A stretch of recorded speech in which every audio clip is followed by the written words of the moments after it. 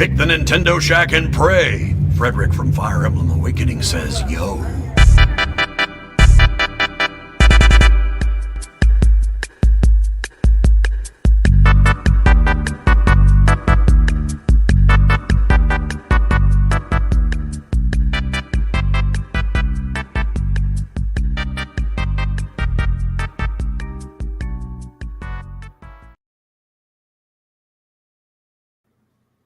Greetings, Koopalings, and welcome to the first episode of Nintendo Shack in 2023. We are officially in the year of Tears of the Kingdom. Oh my gosh, Garrett.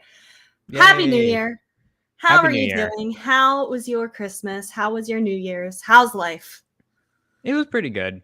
Pretty chill. I actually stayed home, and it was pretty smart staying home in San Francisco because I'm hearing all the winter storm and the traveling over the holidays, and it was rough Oh, I've heard. Yes. for a Yeah. lot of I did people. hear a lot of that with lots of snowstorms impacting travel. But I think you're getting some interesting weather too yourself right now, aren't you? Yeah. We had like what is called a bomb cyclone like a couple A days bomb ago. cyclone. Yeah, Goodness. I think the weathermen just want to make up these new words so that we actually pay attention. But it was really just rain. And I love how, of course they're preparing for it because I don't think this area gets like a lot of heavy weather, like heavy rain or whatever.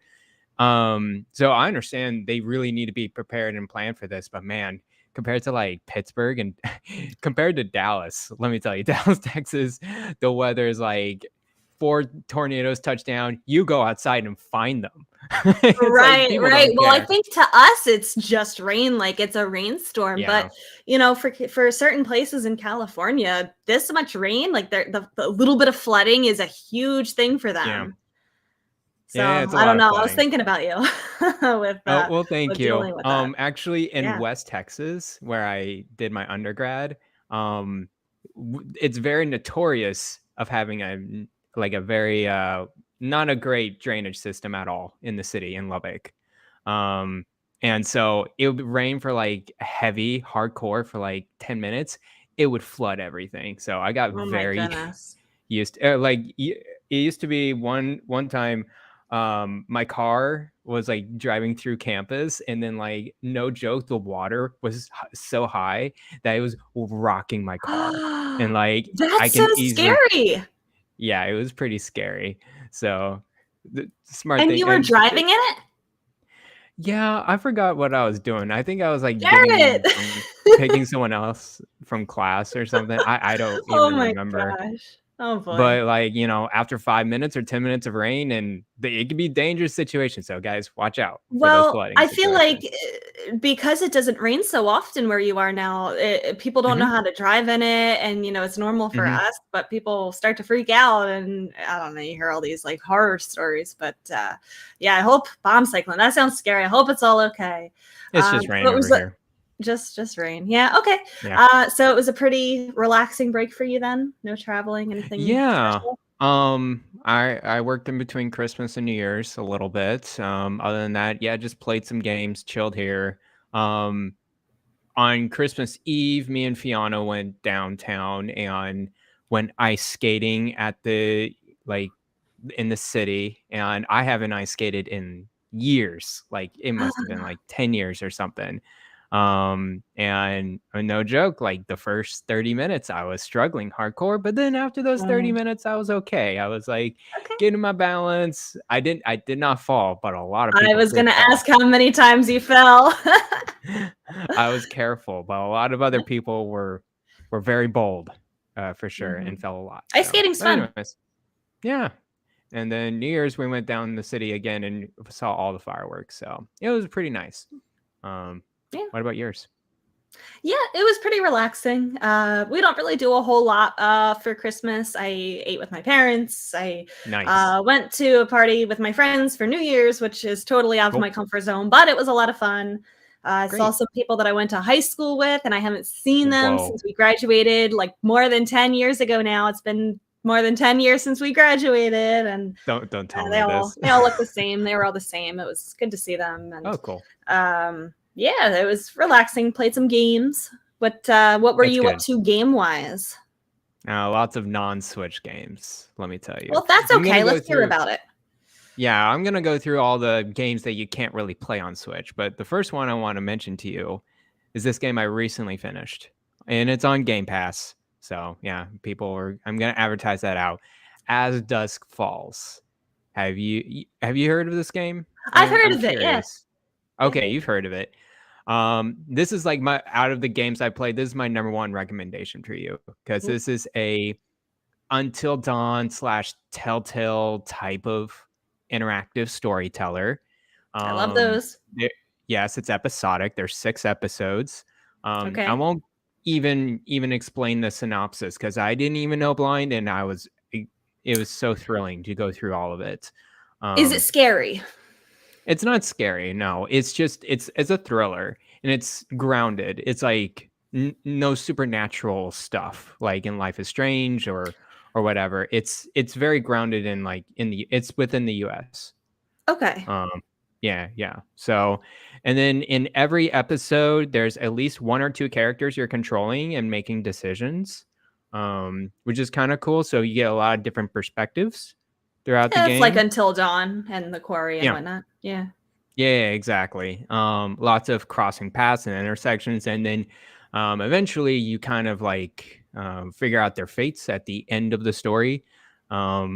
Yeah, this game is really cool. It's not like so art style wise, it's not like full blown animations. It's more like think of a storybook actual like 2D drawing storybook telling. Like the characters are not even moving. It's more it's like a visual Oh. novel. That's what Metageek says. Oh, okay. Um Oh, okay. yeah.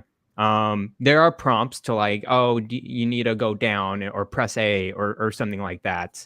And sometimes you can struggle with that. Um there's a lot of decisions there too that made me second guess myself. I'm like, which one should I do? Like I'm morality type things. morality. I love Do that. I do I love that. bring someone with me or not? Yeah. Uh, do I run? It's like a fight or flight situation most of the time. Yeah. Like Life is So Strange, those kind of decisions. XBS in chat exactly. says that it won the Games for Impact award this year at the Game Awards Yeah. show. I think that's where I heard the name of it. And to me, that category in the Games Award is Rebecca should play this game type of award. Yeah. Like that's always one of my favorite categories because I learn about games that like I want to watch or play or just learn a little bit more about. So cool. I will try to get to that one. Who is it an indie? Who develops it? It is a new studio. It is an indie studio, but they work closely with Microsoft to deliver this game on Xbox exclusively and also on PC. How long did it take for you to beat it? Each episode's about like an hour to an hour and a half, and there's 6 episodes, so you can kind of like break it apart. I'll put that on my list for this year. Yeah, it's I'm glad I went through it. Like it took like a few days, and then at the end, I'm like very satisfying. And actually, I wanted to go back. I'm like figuring out the rest of the story if I made different decisions because it did leave you with a cliffhanger.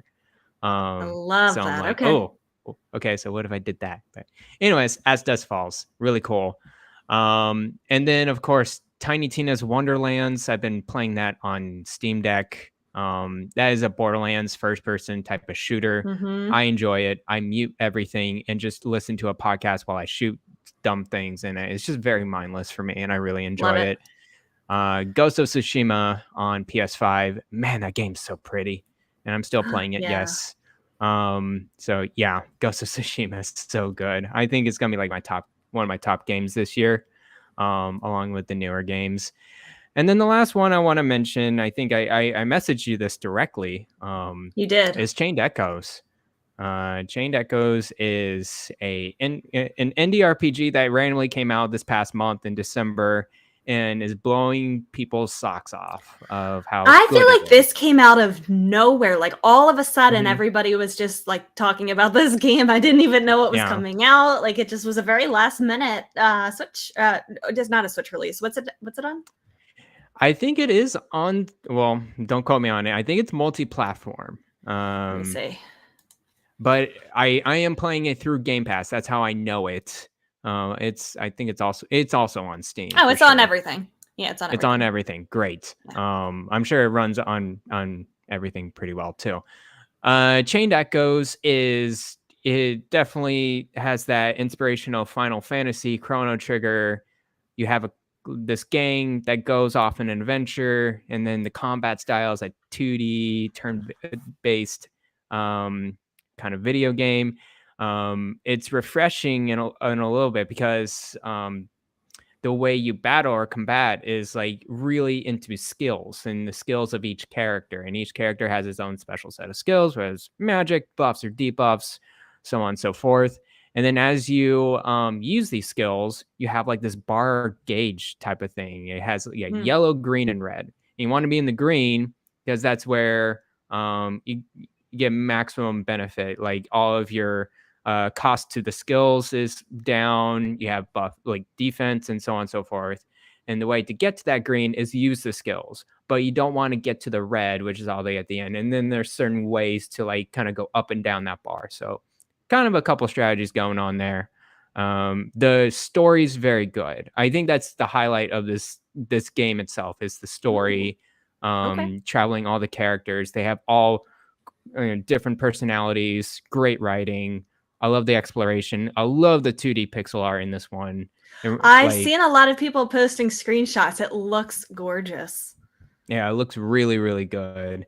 And it's fast. It's like not like going through. Okay, I'm going like super, super slow. It's like no, it's like you're quick and you're going through I battles. You're appreciate going that, and especially traversing.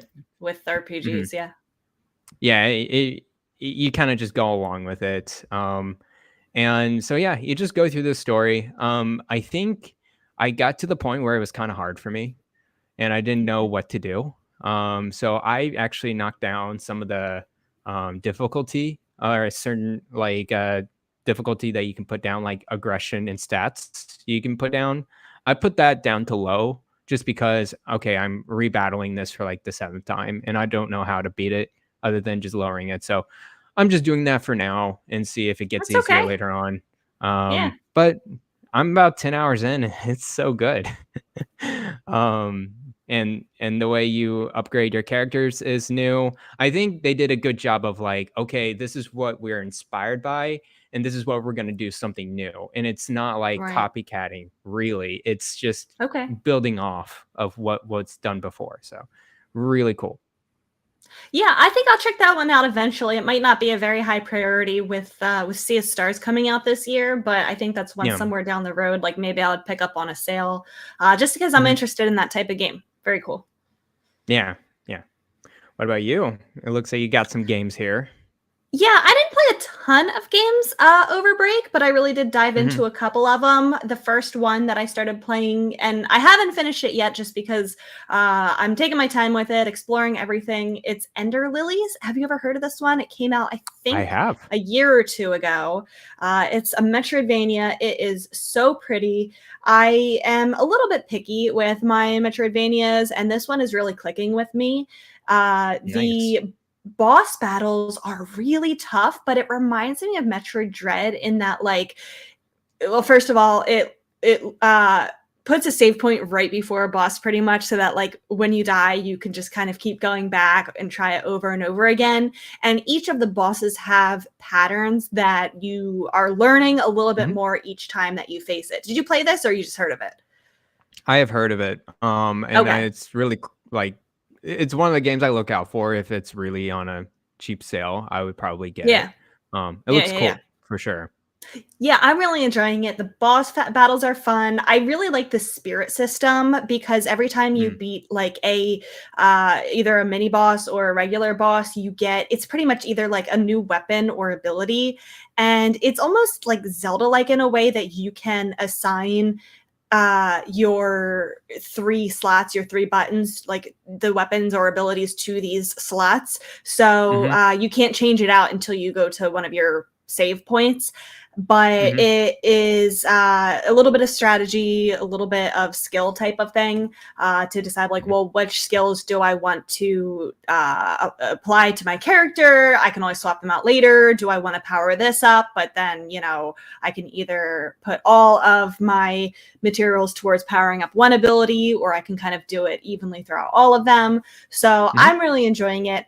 The one thing that I'm really picky about my Metroidvanias is how good the map is, and the map has been good.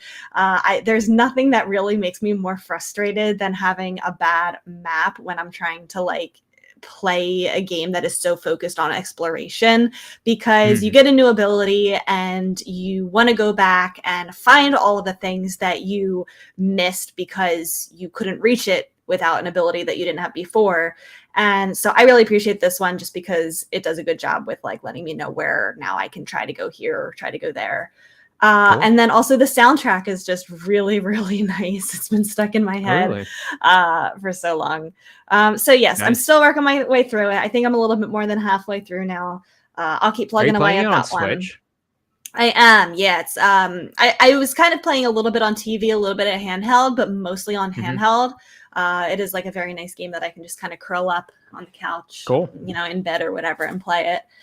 And then the other game that I played recently is called Unpacking, which came out, I think, also in 2021. So not Okay. very recently, but I got a sale on it. And I originally bought it on the Switch and not like Steam because I wanted to use the touch controls. Mhm. And I played the first level with touch controls, and then the rest of the game just using the buttons. So like kind of silly that I bought it on Switch, but it is a good handheld game. I don't know if you've played this one or heard of this one, Garrett. I have heard of it, but yeah, I haven't seen too much of it.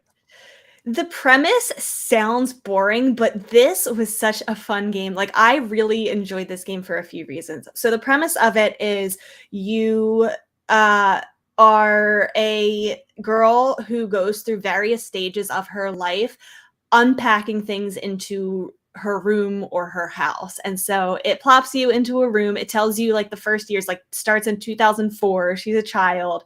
All you have is a bedroom and you're Mhm. unpacking boxes. So like you don't know what you're unpacking until like you take it out of the box and then you place it somewhere in the room. It's technically a puzzle game, but like it's not hard. Like certain game or Okay. certain items can only be placed in certain places. Like you can't put like a statue on your bed. It has to go on a shelf, kind of a thing. You can't put Got it. shoes like on the shelf. It has to go like in the closet. So that part of it is a little bit of a puzzle element, but other than that, like you can put things wherever you want.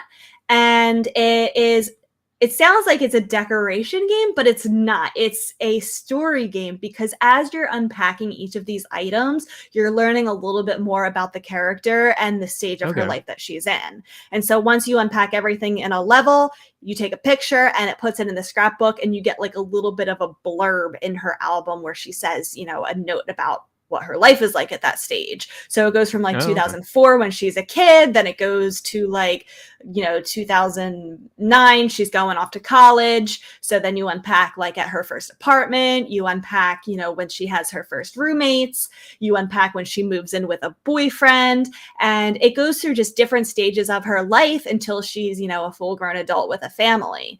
And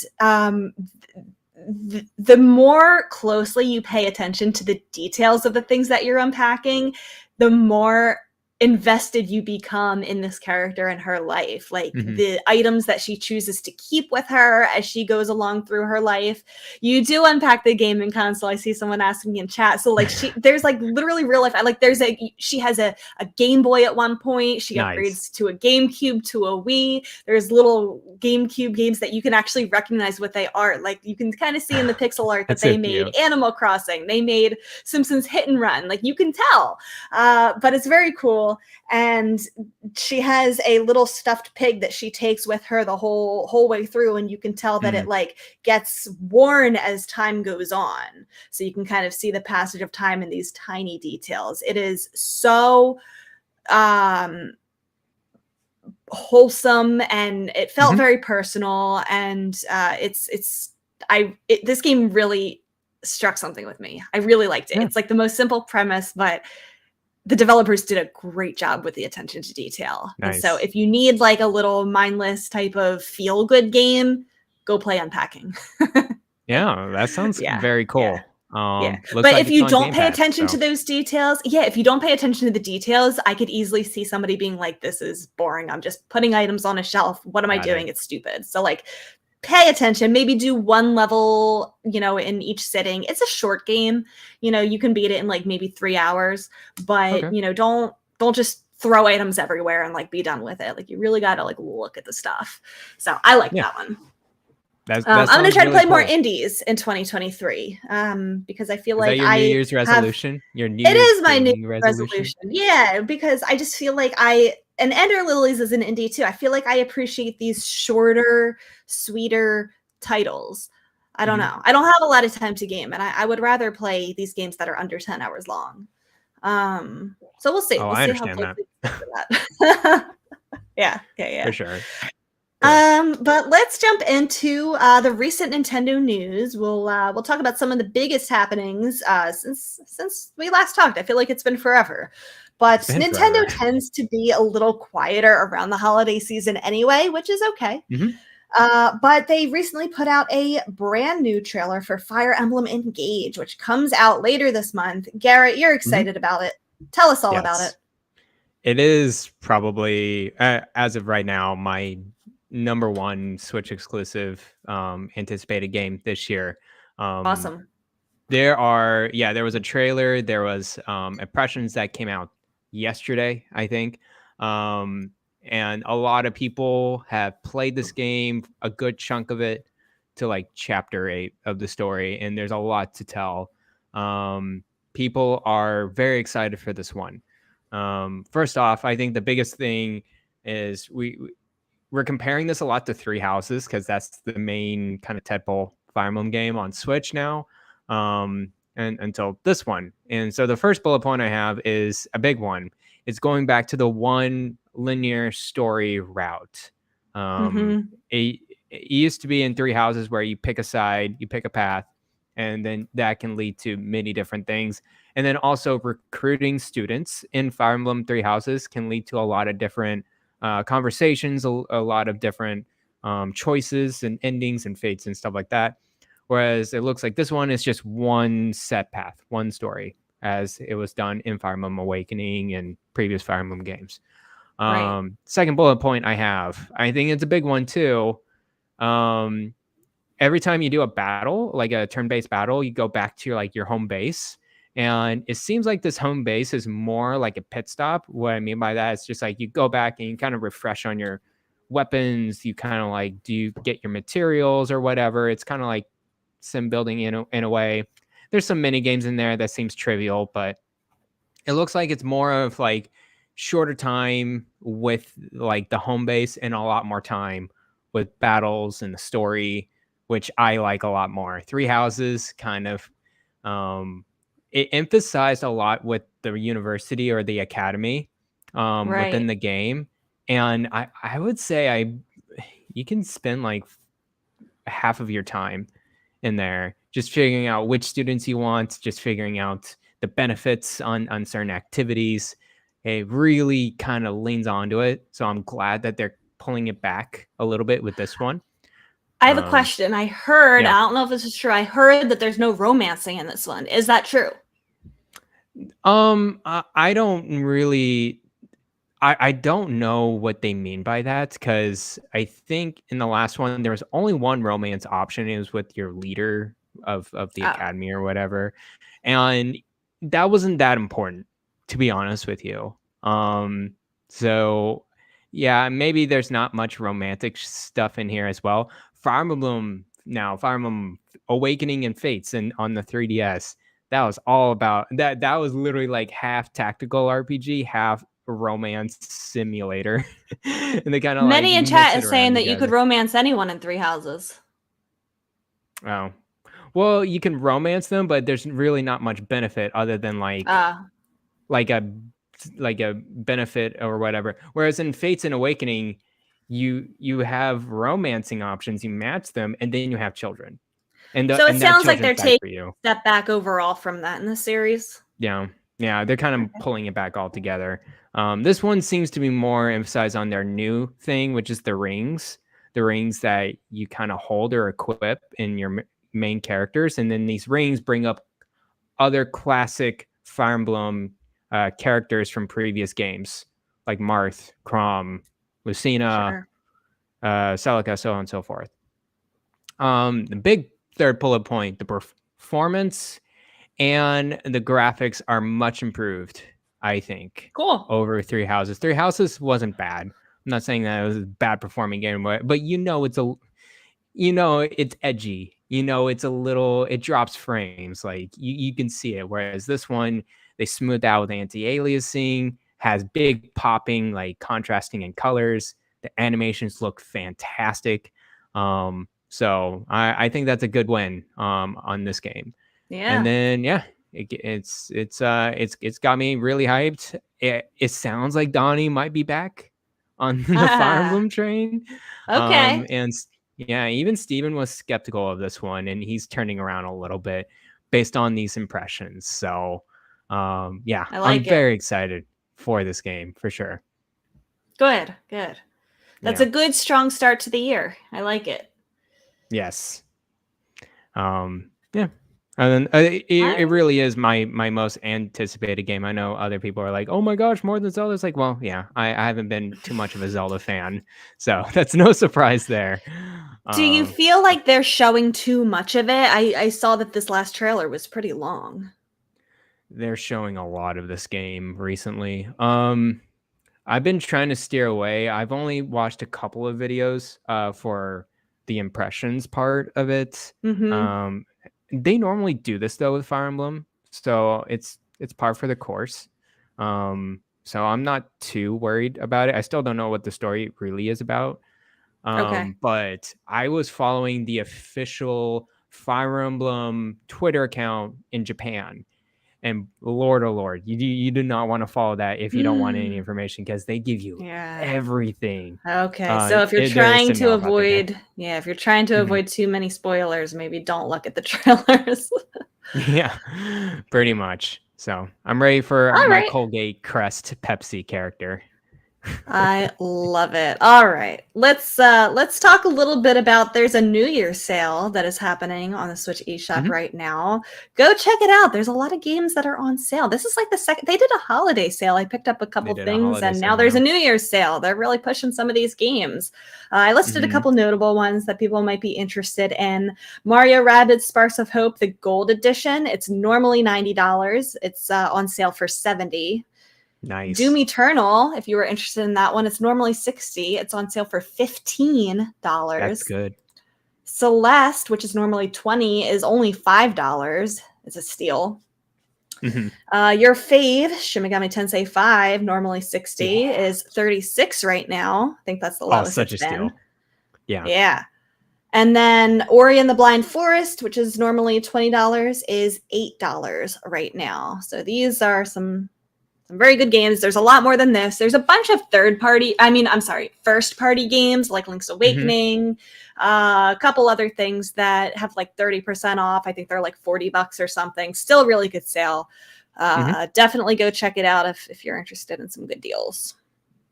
Yeah, I noticed a lot of games were on sale. I think I follow, was it Nintendo or whatever? It's like there's 1,011 games on sale. I'm like, good Mm-hmm. lord. Yeah, And these are just the good big luck. ones I said. There's a lot of Yeah. much smaller ones that are on sale. Good luck navigating the store in the sales of that. Maybe one. No, go ahead. I mean, just like I would look online, like look on Yeah, your laptop or computer or something, because oh my gosh, on more of Switch, a it's curated terrible. list than than Yeah, scrolling through 100 pages of shovelware eShop titles. pretty much. One that you might want to be a little wary of is one that dropped right before Christmas, our highly anticipated Sports Story. Oh my Mm, goodness. I remember we were wondering, when is this game going to come out? They said December, and it kind of just shadow dropped like a couple days before Christmas without too much fanfare. And I think that might be because it released with a lot of bugs and performance issues. Really disappointing.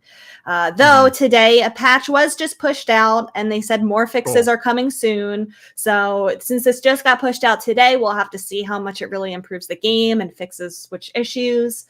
But aside from the bugs and glitches, the game doesn't really seem to be living up to Golf Story, unfortunately. Donnie was just talking about earlier this week. What I thought was pretty interesting that I saw a player discover that there's a secret developer room that can only be accessed by glitching out of bounds. And it's a little concerning what was in this room. The content suggests that the developers were overworked. The game became too ambitious over the course of its development. Remember, this was years of development time, silence. We were wondering, where is this game? So it's a very clearly intended room that the developers put in, probably secretly, with it's kind of fourth wall breaking, where it's literally developers, the characters are developers in this room talking with one another. Here are some quotes if you talk to the characters in this room. They say things like, "You might say we're experiencing a troubled development. You might also say somebody kept requesting new features and my original vision no longer exists. One might even venture to say we should have made the game work instead of adding features. The menu is still broken. They told me this was fixed. Should I report it again?" And that's just a few examples. You can go on YouTube and see how to get into this room by glitching out of bounds. That might have been patched out. Who knows? And what all the dialogue says. But I think this was not a funny little thing they included. I think this was a little bit of a cry for help from the developers, who otherwise would have gotten a lot of flack. Yeah, this is an interesting development. Yeah, I understand them going through a lot of development hurdles, especially for an indie studio that's trying to figure out their next game. Less than 10 members. Small team. Golf Story hit pretty big in the indie scene as well. And as a Switch exclusive, still a Switch exclusive.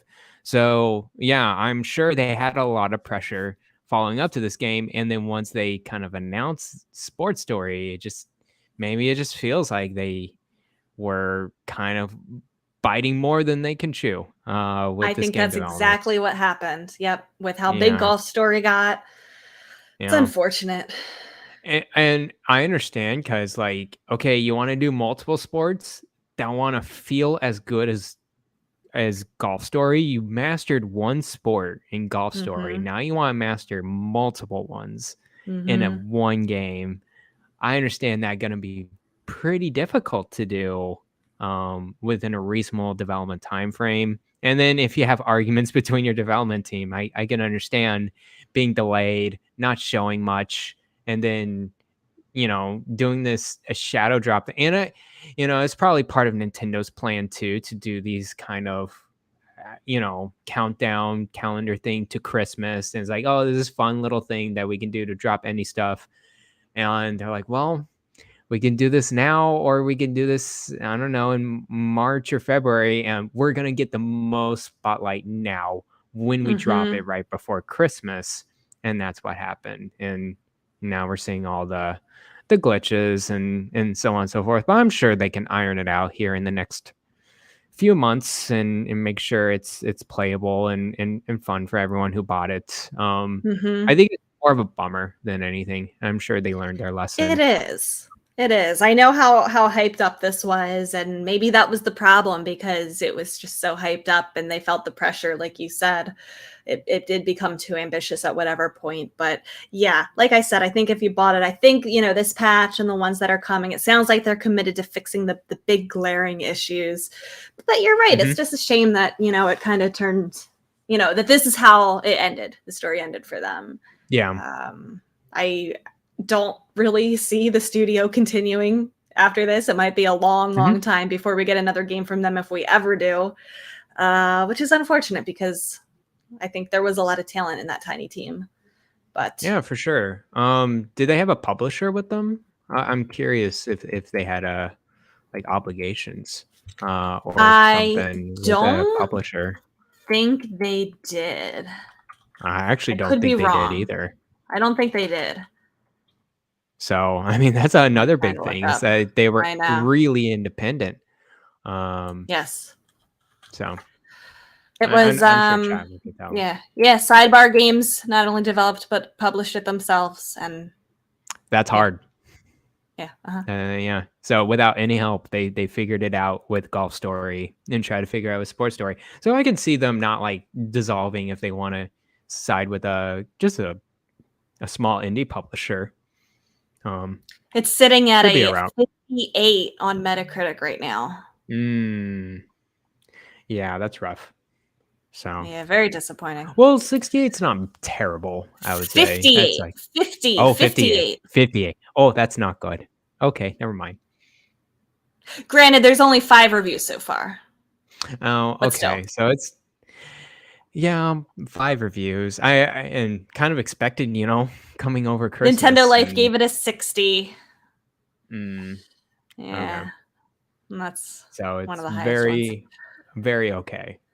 ones. Yeah, I know. Well, disappointing. In other news, Pokemon developer Game Freak has another game. If you didn't know, they developed Pocket Card Jockey for the 3DS. It is officially coming to iOS via Apple Arcade on January 20th. This will be the same as the 3DS version, but with revamped visuals. Obviously no dual screen support. Many people say that this is Game Freak's best game. I have not played it. I bought it on the 3DS when they announced the eShop closure. Have not had a chance to play it yet. I do not have Apple Arcade, which if it was just coming to iOS as a regular app, I might buy it, but I don't know. What do you think? Mm-hmm. I like Why Pocket are they doing Jockey this? a lot. Yeah, I heard it's a good game. And to get the money, of course. This is an easy thing. Yeah. This is like, of course, bring Pocket Jockey to the phone. What are you kidding? Like, it's a cute little game. It seems like it's a good match. Solitaire. Yeah, course. It's like a mix between solitaire and horse racing, right? Yes, and it's so good. It's so cute. You understand what the game is after the first round. You're like, oh, this is what it's about. It's easy to grasp, hard to master kind of thing.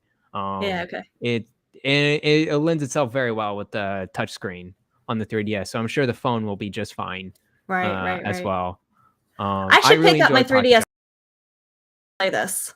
Just play it for like 30 minutes and you'll get it. You're like, oh, this makes sense. You could just go through one game and like it'll kind of teach you the ropes and everything. But yeah, it's a very cool kind of third party, out of the wall type of game, away from what of course Game Freak's known for. And it's I honestly think if you exclude Pokemon, I would say this is their best game too, aside from their other games that they tried out. So yeah, I love Pocket Jockey. Why do you think they're not bringing it to Switch? And that's a good question. They may do that later this year, but of course, the bigger crowd, the touchscreen. I don't think the audience on the Switch. I know we have handheld and everything like that, but like maybe they just haven't figured out to do it a non-touchscreen way. And I can understand that it's kind of hard without a touchscreen with this game. There's a touchscreen on the Switch. Yeah, but that kind of, you rely on that. I forgot what's the other game that tried to do this. Oh, Nobody Saves the World. It was World Ends With You, the first one. That one was on the on the DS, very like really kind of heavy upon the touchscreen. And then when they revamped it, they had to incorporate the non-touchscreen stuff, and it wasn't as fun. So it is kind of tricky if you really are relying on that touchscreen back in the DS and 3DS days. It's hard. True. That is true. Yeah. So cool. It's right at home in the Apple Store though. It's a cute little game, chibi. I'm sure a lot of people are gonna go after it. Even like people that don't even know who Game Freak is. It's like, oh, cool, Yeah. a horse racing solitaire game. That's I definitely think what there's I've going to be seen. a lot of people who play this who don't even realize that it's by the people who make Pokemon. Yeah, they don't care at all. So, yeah, makes sense. Interesting. Okay. The next Splatoon 3 Splatfest is this weekend. It is open now through Sunday evening. It is pitting spicy versus sweet versus sour food flavors against each other. Which team would you be, Garrett? I'm actually on Team Sour on this one. I think it's the Wow, minor. you're the Yeah, minority. There is nobody huge, else. huge minority. I know everyone loves their Okay. sweets. Everyone What loves kind their of spicy sour things. foods do you like? I mean, like, I love pickles and like sour brines and everything like that, and meats and vegetables. I like soups related things, noodles. And so you can have that sour Okay. taste with it. Yeah. Yeah. Like pickled vegetables. Um, I really enjoy that stuff. Kimchi. Have you had kimchi before? It's really, you haven't had kimchi before, Rebecca? It's so No. delicious. So Is that's it the sour? Korean. It's sour for sure. I don't It's know in if a I would well. like it.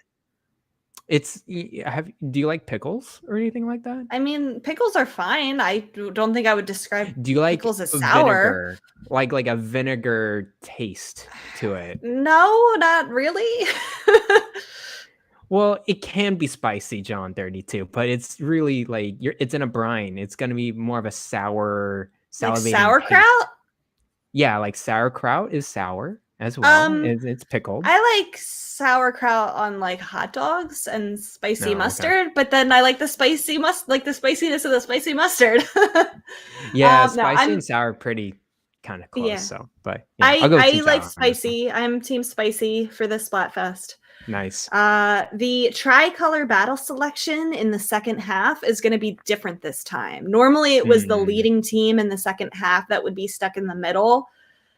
But this time, anyone can opt to join the tricolor battles, and anyone can be in the middle, not just the leading team. So I'm excited. Mhm. I've never been in the middle before, so I'm excited to see what that's going to be like this time. So yeah, you have until Sunday evening if you want to get some battles in. I'm going to be playing tomorrow evening on stream. Cool. I love my Splatfest weekends. I will definitely play some for sure. Probably not like all the time, but I'm glad they do these Splatfests because it gives me motivation. It's like, okay, time to Yeah. pop that back in and get into it a little bit more and give. It keeps the I game really alive. do Everyone's playing at the same time. exactly. I want to play the campaign. That's my goal. It's like at least I have Splatoon. Let's get through the campaign because it's actually pretty fun. So yeah, that's what I'll do. And John 32, yes, kimchi soup is so good. I don't even know what that is. What is it? Look up kimchi. I'm sure you know what it is. It's it's a traditional Korean vegetable, like pickled vegetable. It's like cabbage and like food. other like pepper. You don't like Korean food? No, I have never heard. I've never seen this ever in my life. Well, definitely if you like look, I'm sure there's some place around your area that will sell it's cabbage? Korean food. It is cabbage, yes. It's pickled cabbage. Okay, I've eaten something similar. Yeah, for sure. I love kimchi soup. It warms you up and and it has that spicy sourness for sure. Yeah. Okay. Very good. Mm-hmm. There you go. So 2023, we know some games that are coming out. I think there will be a lot also that Nintendo announces throughout the year. How hyped are we? Yeah, I'm hyped. I think this is going to be a really good year. This is a really good year. We already know a lot of what is coming out this year, and we really only have things dated up until March, with the exception of Tears of the Kingdom. So I know you told me I didn't have to write this whole long list, but I want to go through and let you know what we already know for a fact is coming out this year. We already have a ton of games that we know about. Persona 4 Golden is coming out on January 19th. Not only Persona 4 Golden, but Persona 3 Portable. as well. Oh, I missed that. Okay, same date. Both are coming out at the same time. That's Okay, my understanding. Yes, both of them same cool. day. And there's a rumor that there's going to be a Persona 3 remake. We'll see if it's this year or not. So Okay. for people who don't know, Persona 3 is like when the Persona identity kind of came to be. Like there's a lot of once Persona 3 happens, like okay, that's the Persona type of style with Persona 4 and Persona 5. And Persona 3 Portable is the PSP version ported over. It is not, it doesn't have any like 2D or 3D graphics or animations. It's just more like a visual novel pop-up menu style type of game.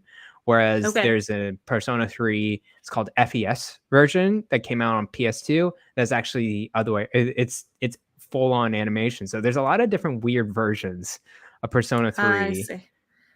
But for now, they are porting over Persona 3 Portable to the Switch. Got Yes. it. Okay. Okay. So that's January 19th. We just talked about Fire Emblem Engage coming out January 23rd. Yeah. That's kind of the big Was it new 23rd? release. I thought it was 24th or 20th. Oh, maybe it is 20th. It might be. I might have gotten the date wrong. Let me check real quick. 20th, January 20th. Yes. 20th. Okay. My bad. 20th.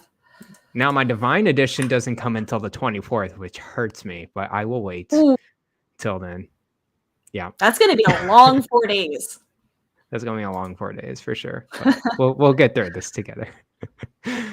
Theater Rhythm Final Bar Line is coming out February 16th. I think I'm going to get this just early. because of the sheer amount of Square Enix music.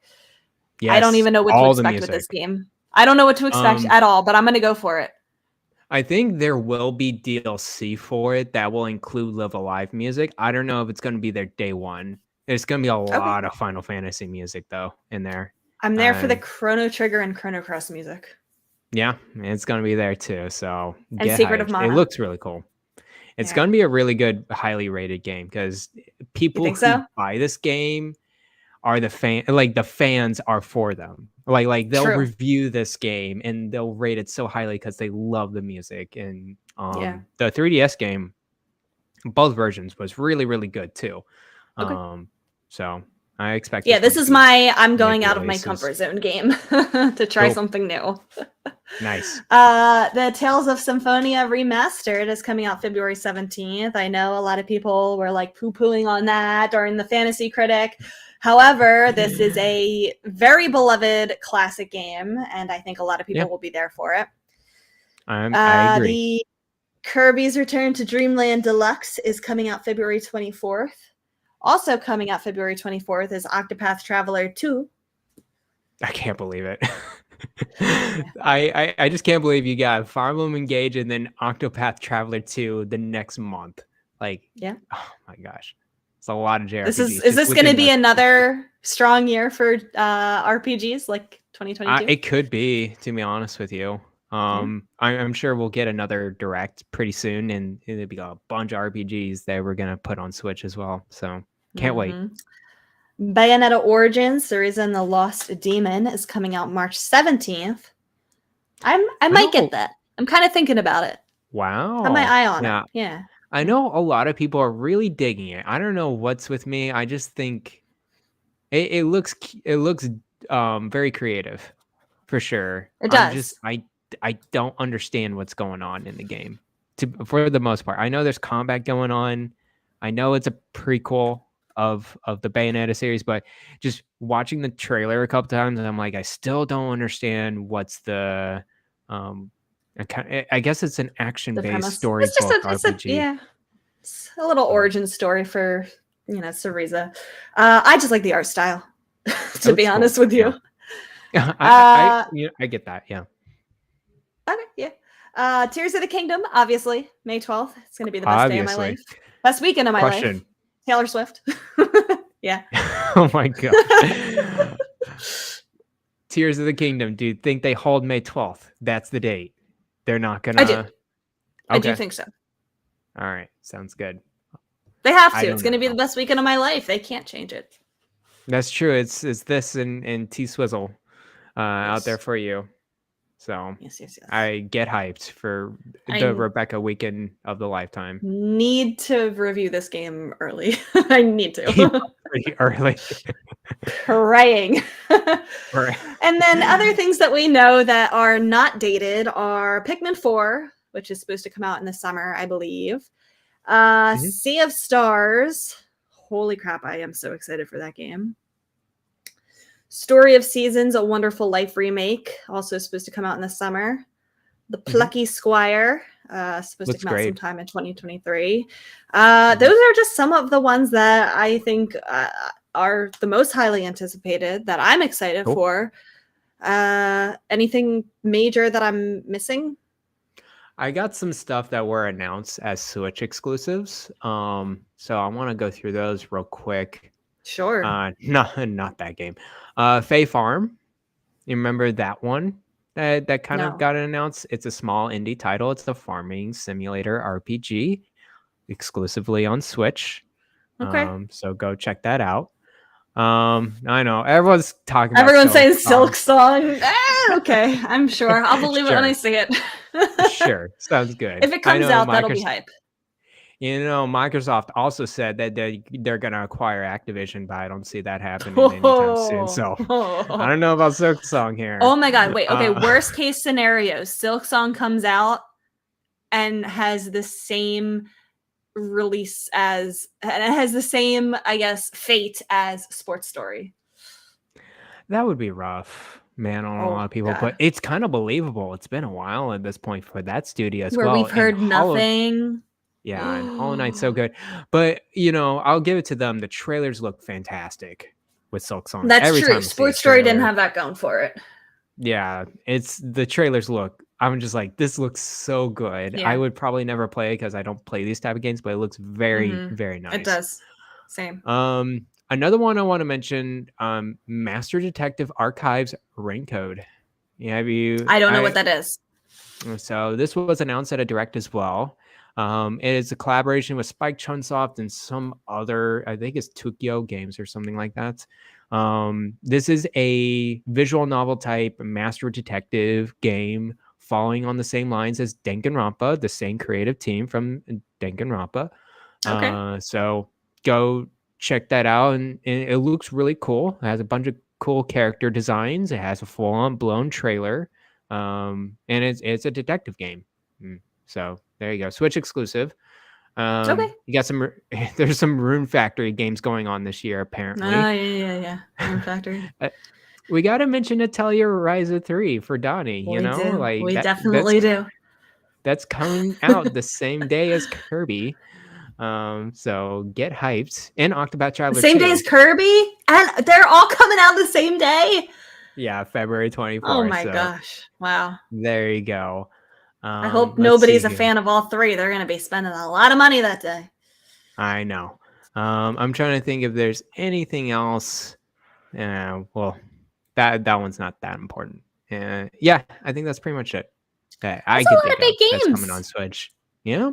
And you know what? I think that we'll have a direct pretty soon. We have a question asking us about that, so I'll wait for my thoughts on that. But I don't know. I think there's going to be some exciting stuff going on this year. Yeah, and I'm sure we'll have some direct that'll kind of announce pretty much everything that we need to know this year pretty soon. Yeah. With that being said, let's jump into the Shaq direct. This is like the 14th time I've done that. Shaq questions directly from you.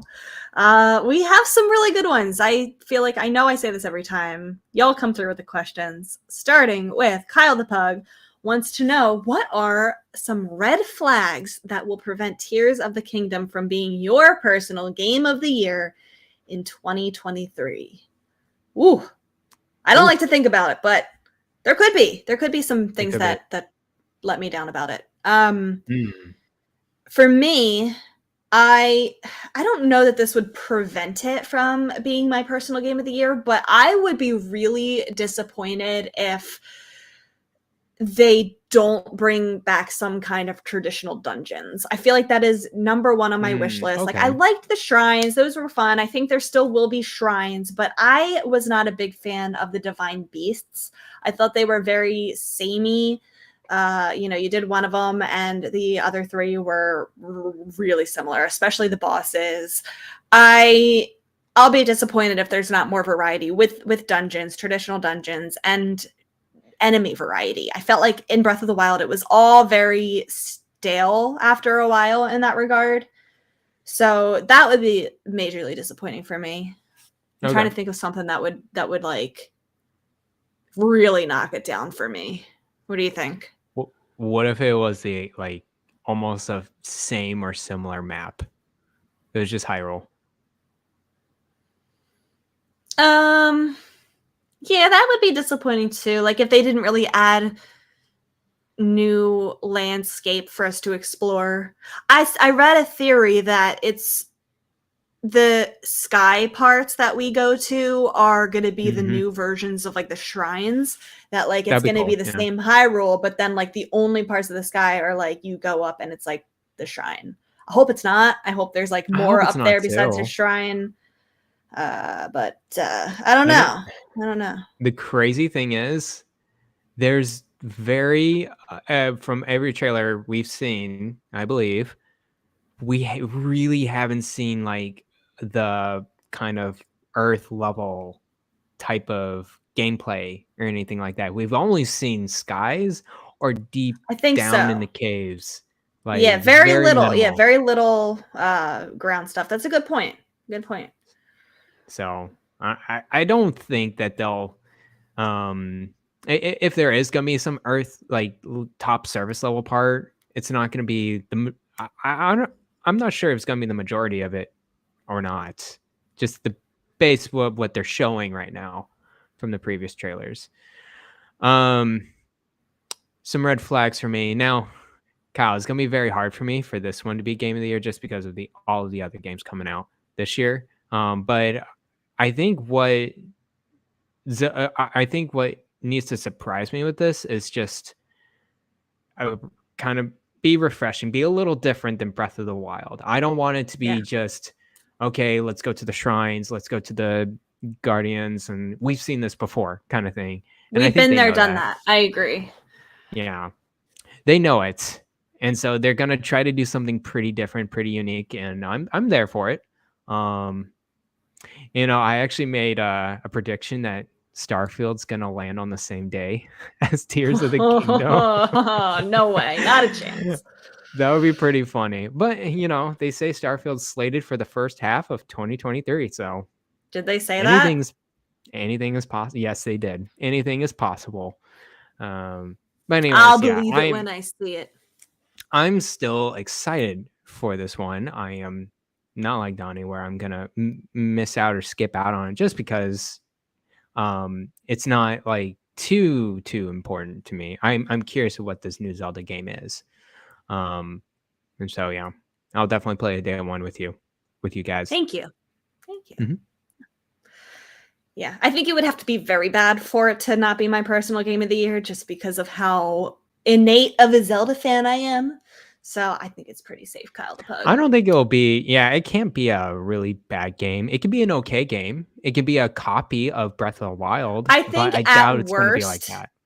Yeah. At worst, it's as good as Breath of the Wild, which is a pretty darn good game. Yeah, it like is a what have they been doing for 6 years that they've been developing it? Like, you know what I mean? Yeah. Yeah, no, I get it. So we'll see. John 32 wants to know guesses for the next Nintendo Direct date and what should be Nintendo's New Year resolutions if you were Nintendo. As we are not Nintendo. I do have a prediction.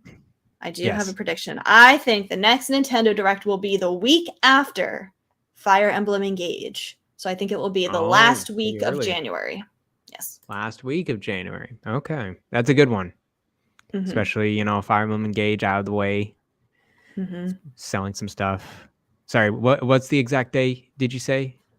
I didn't say an exact date. He told us to guess the date. I don't know. Don't they do it normally on like a Wednesday? Let's say the 25th. I think it's like a Wednesday or something like that. Tuesday. They normally do it, And then I think we'll get a Pokemon Direct early February.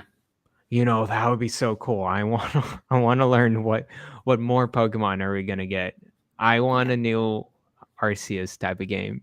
I'm very eager for that type of game. Yeah. Okay. So yeah. For me, I think it's gonna be early February. I think they're gonna stretch out a little longer. I'm gonna go with February 9th. I'm gonna say a Thursday. Okay. Yeah, midday, and we're gonna see everything, but not Advance Wars because we're never gonna see Advance Wars again. No, that game's dead. That game will never It's ever in release. the ether. Yeah, it's in the abyss. It is. The second part of the question, the Nintendo's New Year resolutions. I'm actually writing about that for Twinfinite right now, and a couple of things Okay. that I am saying in it. I think they need to stick to release dates. I think it would be pretty bad if they keep delaying things. I think that was one of their problems from the past couple years. Like they have been delaying Tears of the Kingdom, a couple things. They just need to just not do that. They need to not delay Tears of the Kingdom. They need to not delay Pikmin 4 to next year. I think they need to really stick with it because that's, I don't know, it's getting disappointing for a lot of people when they do that. So don't announce release dates until you're certain, Nintendo. I think they need to bring Virtual Console to Switch because the eShops are ending for 3DS and Wii U, and that's going to be the end of those games if they don't bring it forward. So I think this could be either a tie-in to Switch Online's expansion pack. Maybe they supplement it with Virtual Console purchases. I don't know. But I think they need to find a way to make those games come over to Switch somehow.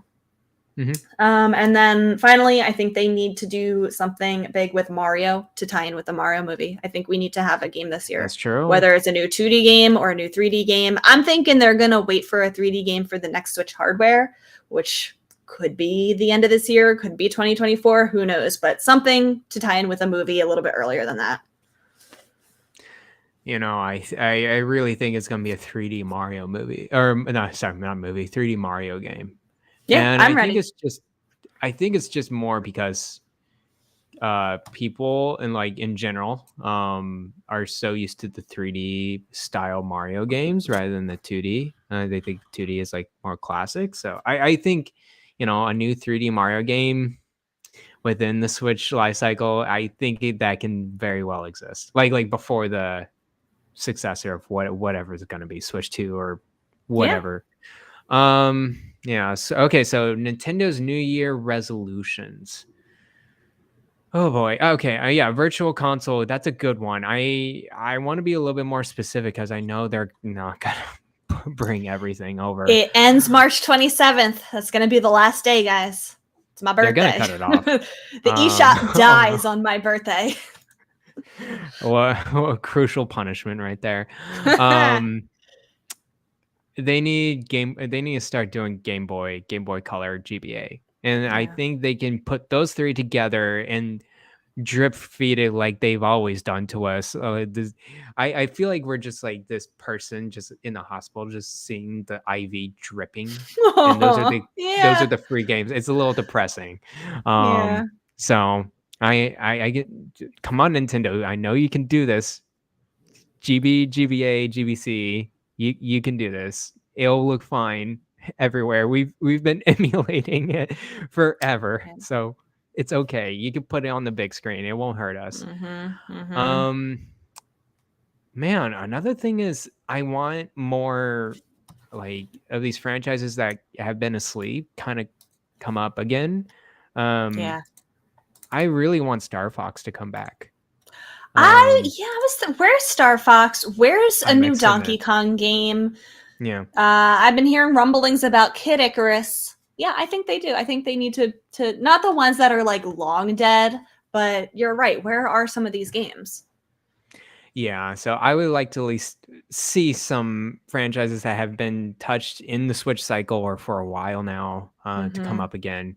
Man, a new Star Fox game would make me so thrilled. Because I love the Star Fox series. I love Star Fox 64 and the original.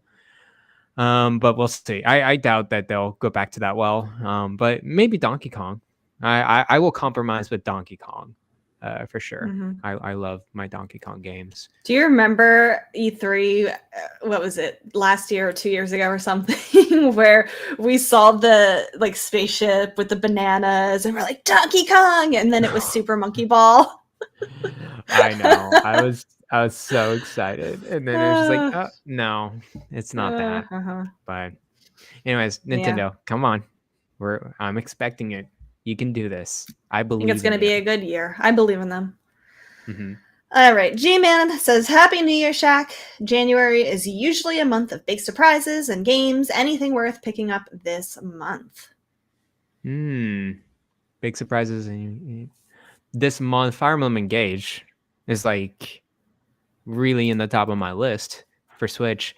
But look at the sales. Like, really look at those sales, because there's a lot of good essential games that are on the cheap. Even first-party titles, like, I would definitely recommend some of those games off the bat. And a lot of third-party stuff. You mentioned Doom Eternal. The Doom games are surprisingly running well on the Switch, even on handheld. So I would, if you don't have like other systems, I would definitely recommend the Switch and the Doom games. Is there any games worth picking up this month for you, Rebecca? For new releases, I'm taking a look at some of the other stuff that maybe we didn't mention. I don't really see anything that is a new release that I'm picking up this month. I think February has a handful of stuff that I have an eye on, but January, I think I'm just going to keep, chipping away at some of these older games before the bigger stuff starts happening for me. Hey, that's what I try to do all the time, is wait it out. You chip at the old backlog, the old bit. There's a lot of I did make a list of games resolution this year. I think I want to refine it and curate it before I share it. Probably maybe next week or the week after. But yeah, there is some games that I promised some people. I was like, oh, I'll get to it, and then I haven't. I'm looking forward to seeing that list. Golden Sun may or may not be on there. I get it. So we'll see. Gags wants to know, will the new story content for Xenoblade Chronicles 3 get a separate physical release like Torna the Golden Country? And he wants to know, will the Pyra and Mithra amiibo have functionality in Xenoblade Chronicles 3? I'll let you tackle that one. Yes, and absolutely. I don't know why they wouldn't put amiibo functionality on Xenoblade Chronicles 3. Even that's what they do with all the first party games, is that they all the related amiibos, even all the amiibos, can have some sort of just gag gifts. Now, are there gonna be like this huge like addition with these amiibos? I don't think so. I think it's just gonna be like, oh, you have a skin or a new. It would be cool if it's a new quest or something like that. But I think it's more like just like, here's some items. Here you go. Have fun. And then just go away. There will be a separate physical release. I think that's going to happen. Torna was actually, even though it didn't review as high as Xenoblade Chronicles 2, because I was looking that up for Fantasy Interesting. Critic.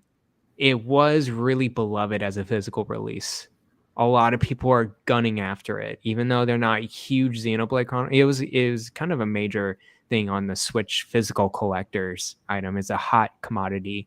It looks really cool too. It has a really cool cover art, so I can imagine them doing a standalone game and a standalone physical release for this third one as well. I'm actually very excited for this standalone DLC that's coming out this year. For Xenoblade. That'll probably be the only time I go back to Xenoblade, my game of the year last year. Okay. So there you go. I saw, tangentially related, that the Zelda series of Amiibo is getting refreshed, that they're going to be Nice. releasing those in stores again, probably anticipation for Tears of the Kingdom. I wonder what kind of Amiibo functionality that game will have. It will probably, I think, be similar to Breath of the Wild. Like you said, not really adding anything major, but maybe some cool weapons, some cosmetics, nothing really groundbreaking, but something as a little perk if you do have the Amiibo. Nice. The Don Rob says, Happy New Year. Glad y'all are finally back. What was your favorite indie game from last year? And what is your most anticipated non-first party game for the Switch? My favorite indie was Stray. It was not a Switch game, but that was obviously my favorite indie game. And my most anticipated non-first party game is also an indie. It's Sea of Stars. Nice. Those are really good picks. I need to go back to Stray. I did play like 30 minutes of it. I think I just looked at it, I was like, oh, I get this. It's really cool. And then go to another game. I defended its honor in the PSVG holiday show. So anyone who didn't listen, you can find that on the PSVG feed. Play some video games feed. You know, it gets a lot of flack because a lot of people are like, "Oh, it's just a cat game. Why does everyone love this cat game?" And it was on the Game Awards. Like, you know what? I think it's a unique game, per se. But anyways, my favorite indie game from last year, and it hurts my heart that I didn't even hear this game on the PSVG yearbook. I wish Nobody it was on there. saves the world. Nobody saves the world. It's such a good game. I know. I gotta play it. It's leaving Game Pass this month. So for people who still have Game Pass and want to try this game out, it's a 2D action game. You're going through I think you would like this one, Rebecca, too. Why do games leave Game Pass? Why don't they just stay there? Because they set contracts. It's just like, hey, we're setting a contract. You can be in our business model for 1 year or 2 years or how many years, and we'll give you a cut of like how many people kind of like spends their time on your game, and that's how they work out. Sometimes they're curated deals, publisher to publisher, and so that's how Game Pass works. It's like because the biggest thing with Game Pass too is that it's supposed to be like refreshing a lot. So like there's a lot of games that come in, and so games expire their contracts, like, okay, we're kind of done. And sometimes games come back to Game Pass. It's like, well, we've tried this out, we've done this for how many months or whatever, let's go back in. And I think the main point of it is to get the message out. It's like, okay, let's get this audience in the Xbox ecosystem and the Game Pass subscriber what the game is. They can tell their friends that own a PlayStation or own a PC. People are talking about it. Right. Yeah, I get it. So, anyways, go play Nobody Saves the World. It's the best indie game, personally, to me last year. So good, so funny, and a Canadian studio as well. And my most anticipated non-first party game for the Switch is definitely Sea of Stars. Heck yeah. Can't wait for that. Yeah. Yay. Oh my God, it's going to be so much fun. Yes. I'll play that one, day one. Oh, yeah. I'm so excited. And the developers did say, they reiterated that it is still on track for a 2023 release. It will not be delayed to next year. So I'm very hyped. Get hyped. And he shouts at us. He says, Pikmin 4! Other than a slight perspective change that they've shown, how do you see this game possibly appealing to more people? Pikmin 4 is real. I think he's excited. I think he is excited as well. I know there's a lot of there are few but strong Pikmin fans out there. They're very few, but they're very adamant. Yes, they are. About the this game has been a long time coming. They deserve this. Sure. Pikmin fans. They were fooled. They were joked. After what they've been through multiple times. Pikmin 4. It's real. It's coming somehow on the Wii U. No, it isn't. It's coming out on the Switch. No, it isn't. Here's a 3DS game. Here's a mobile game. Oh man. I need to play this. This just reminds me. I need to play Pikmin 3 Deluxe. I have it. Yeah. I want to play it. That's a I we'll see if I play it this year, but Pikmin always has my interest. For Me sure. too. It looks cute. Sorry, Ante. I don't know too much about this game to kind of give a reasonable recommendation of how this game will appeal to more people. I think it's just gonna be Pikmin, and people are gonna like it. I think more Pikmin. I think it'll appeal to more people in that this just the sheer like the Switch effect. You know how a lot of Hmm. these series are selling gangbusters, like just a huge amount of games just simply because so many people have Switches. I think this will probably be the best-selling Pikmin game just because it's coming out on the Switch. That being said, I think this game needs to be gorgeous. I Yeah. do think that this is probably a game that would benefit from better hardware. I think that there is a lot of really gorgeous environmental effects they can do with the environment, with the world, with like how the plants are going to look, how the just this wildlife, the realism around these little cartoony creatures. I'm very excited to see how beautiful the game is. And I could see a lot of people jumping in it just because of how gorgeous it's going to be. Nice. Yeah, yeah. I'm really excited to see more what this game is about. Again, I have Pikmin 3 Deluxe, and I definitely want to try that out before I even think about Pikmin 4. I know. At this I want to point. get over maybe one of my New Year's resolutions this year is to get over my Pikmin anxiety. I do own the game on the Wii U, Pikmin 3, and I do own it on the Switch as well, Deluxe. I tried it on the Wii U and I played a little while of it. I didn't get very far because I got very, very, very distressed when the Pikmin died. And I got very Oh. distressed about running out of time because it's like that you have like kind of a time limit in each day. And that gave me real anxiety. And I have come a long way with my anxiety since then. So I'm curious if I tried it again, if I would be better. So I kind of want to get over that Pikmin anxiety. You do. You see their souls that when they die. I don't know. Have you played Pikmin at all? Do you know that Yeah, when I've they get eaten they by go the monsters, the little souls go up, they go, and they make the this little souls really go. distressing cry. They go like, Oh, it's so oh. sad, and I felt very guilty when my Pikmin died. Anyways, I wish I wish there was like a Pikmin like either in an easy mode or like a peaceful do not mode kill or mode. something where they didn't die. Like maybe they just disappear. They don't have like a violent death. Or like There's maybe like a mode where there's no time limit. I don't know.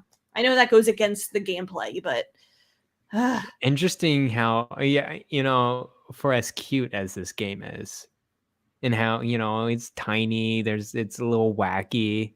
It's funny how the Pikmin dying and the ghosts and the squeals kind of get to you it and stress you does. out. They're I'm helping me. sorry.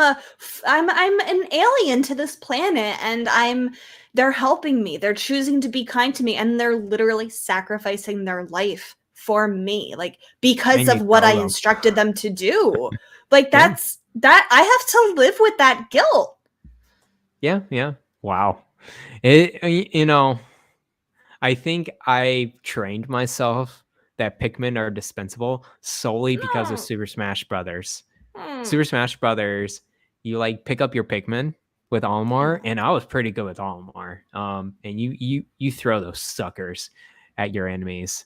Um, so anyways, Pikmin 3 Deluxe, I'll check it out. I'm sorry about your stressing out with Pikmin I itself and its personally mechanisms. hope that Pikmin 4 has bingo battle and I hope it has That'd be online cool. functionality with friends because bingo battle was my favorite part of Pikmin 3.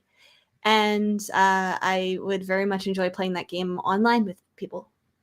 Nice. And then finally, Rodrigo asks us, do you think Nintendo is letting us create too much expectations with Tears of the Kingdom by not revealing anything about the game? And could that lead to frustration? He says some people will create many scenarios like Zelda being playable, there being time travel, the Zonai being involved, and we can just end up, like we said, with an enhanced version of Breath of the Wild. And I think he has a point. You know, we are letting the theories run wild. The longer amount of time that goes by without another trailer, there's more YouTube videos. We saw there was a leaked special edition. We didn't even talk about that because it may or may not be real, but somebody posted what looks to be a leaked special edition for Tears of the Kingdom, a special edition Switch. And people are running wild with theories because of that, you know, and I think that's true. I don't think that's Nintendo's fault. I think they are allowed to not put out a trailer and we will just have to wait. And I think it's fine that people are coming up with theories, but if you're going to get disappointed because of something you manufactured that didn't end up happening, that's on you. Yeah. It's different expectations. I think there will be a big blowout trailer for Tears of the Kingdom like months before. I think it's going to start this month. Yeah, it's really going to ramp. I think it's going to be February or March is going to like, here's our Zelda specific direct and here's our Tears of the Kingdom gameplay. This is the scenario. This is what's going to happen. I think it'll all work itself out. I think a lot of people are kind of hyped up just because, this is the sequel to Breath of the Wild, still on the Switch. We really don't know much about it other than a couple of trailers that are kind of nebulous. But don't worry, there will be a massive reveal of what this game is about, and I think everyone will be okay about it. I think the same thing happened with Breath of the Wild as well. You know, remember Breath of the Wild was like pretty quiet for the longest time of what this game is about. And then when it really ramped up with the Switch's closer to the Switch's release, then that's when we saw like a big trailer, big gameplay reveal of what that game is about. Do you remember the first look of Breath of the Wild that we saw where it was just that teaser trailer? It was the open field and then the Guardian starts to come and Link rides away on his horse. And then you don't really see his face until he starts to pull the arrow with the Guardian. Yes. And that was the first time that we saw the game. And I just remember the internet exploding at that thinking, oh my God, this character, this Link looks so feminine. We're playing as a girl this time. And everybody ran with that until they showed some more of the game, and it very clearly was a male Link. And I think that just goes to show that, like, we see little glimpses of stuff, and it's true. Our theories run wild. We come up with all these ideas, stuff that Nintendo will never do in some cases.